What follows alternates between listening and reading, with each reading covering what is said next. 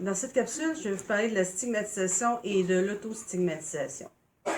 En fait, on peut percevoir la stigmatisation sous un angle collectif, d'abord, regard venant de la société, et le voir sous un angle individuel, de la manière que l'individu se voit lui-même en se comparant aux autres individus de la société.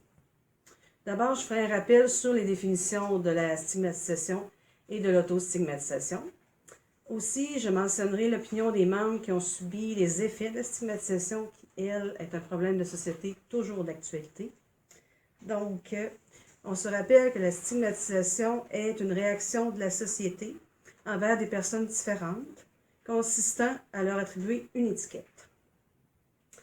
Concernant la stigmatisation, des personnes ayant une problématique en santé mentale ont dit que le jugement des autres est palpable. On se sent démuni, on trouve qu'on n'a pas notre place, on a peur de se mêler à la masse, la confiance en soi et aux autres est ébranlée, on se sent différent, on ne se sent pas faire partie d'un groupe.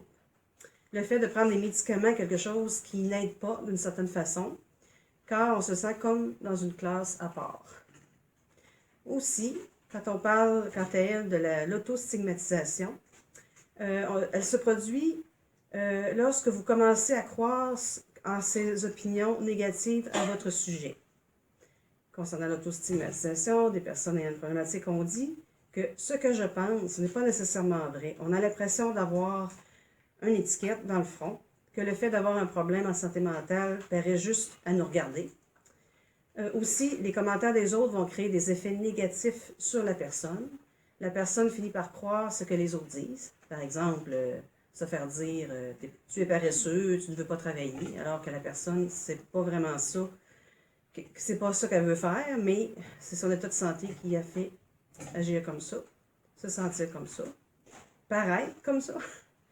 Bon, on peut voir, selon la réaction des personnes qui vivent avec une problématique, que ces deux phénomènes sont toujours très présents et que ceux-ci ont des répercussions négatives sur les individus concernés. Quand la société va-t-elle comprendre que la maladie mentale n'est pas une honte? Et surtout, il ne faut pas oublier que personne n'est à l'abri de ce mal. Merci beaucoup. À la prochaine.